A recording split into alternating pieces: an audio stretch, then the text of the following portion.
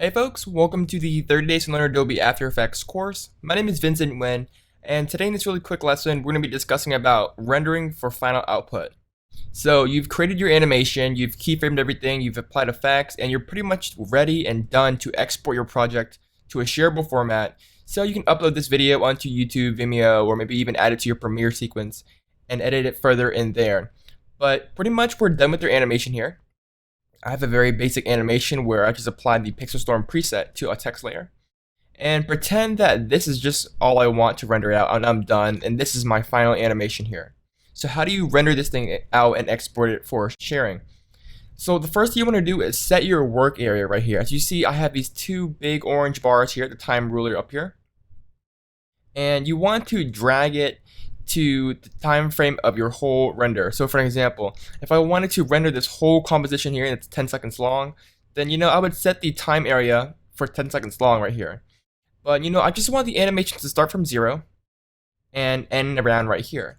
So I'm going to drag my time area to that spot in time. And since I want the animation render to start at 0, 0, I can just drag this one to the beginning here. So that way, it's only going to render this part right here. So very similar to how you would do a RAM preview. If you RAM preview this right now, it's going to only RAM preview from the beginning to this point in time. And that's how renders work as well. So once you've set your work area right here, you're ready to export. And there are two ways to do it. You can either go to composition and hit add to render queue. And it's just going to add this composition into the render queue so you can render. And this is very similar to Adobe Media Encoder. Or you can go to your composition here and then go to composition make movie. It does the same thing. It adds it to the render queue. And of course you can, if you have multiple compositions, you can add multiple items into the render queue at once and then render them all at once. But in this case, I only have one composition that I want to render. So it's only going to add one composition to the render queue. And here you have some basic options to change the output for your render. First off, we have the render settings here. If you click on it, you have some basic information that you can change. For example, the quality of your animation. For this case, we want it to be high quality, so we're going to set the quality to best. Of course, the resolution to full here. So these are very similar to the previewing options in After Effects. But usually I just ignore this because most of the time these are pretty much set for you to ready to go.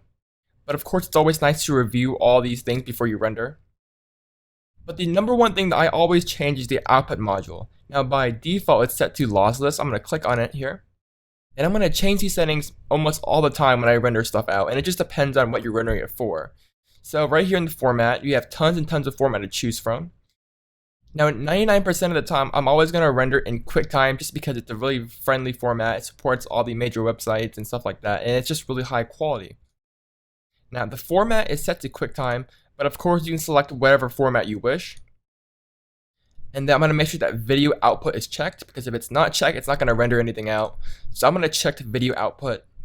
And if I have any audio, I'm going to check the audio output as well and set the format of the audio as well. So if you don't have this checked, you're not going to render any audio out. So make sure that you have this checked if you are rendering anything with audio. And of course you have the option to crop things out. I usually don't do this. And of course you can resize as well.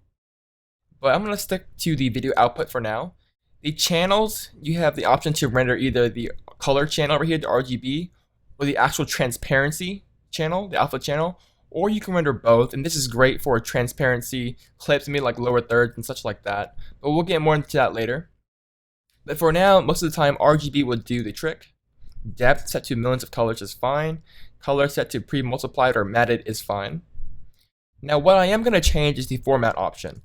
And this is where your renders can take either hours or minutes, or your renders will be either 5 gigabytes or 5 megabytes. So it all just depends on the video codec you choose and the quality of your render here.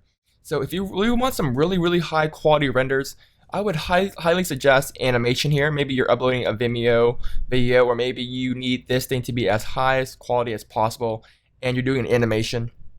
I highly recommend choosing the animation codec right here and set the quality to maybe about 95 or so.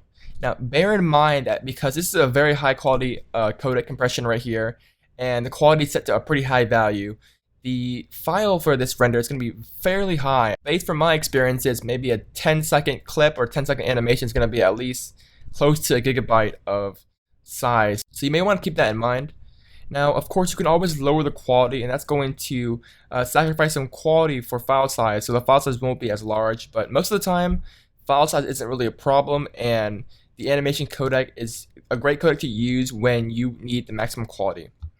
Now, if you're doing a lot of stuff for the web, I recommend H.264, a really nice, handy compression that you may be familiar with in Premiere.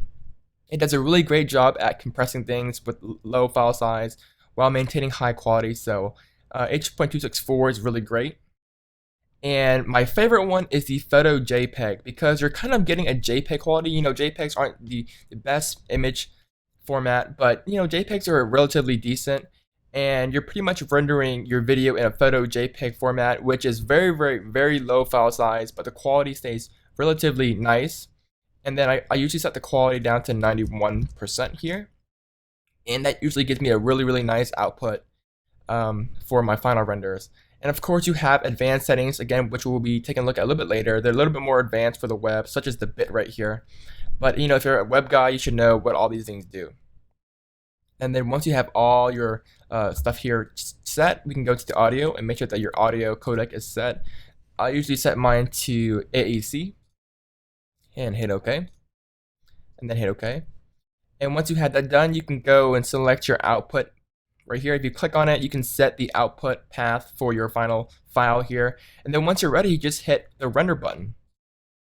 And it's going to render your scene here. And of course, you have the ability to pause the render here, or stop, or continue.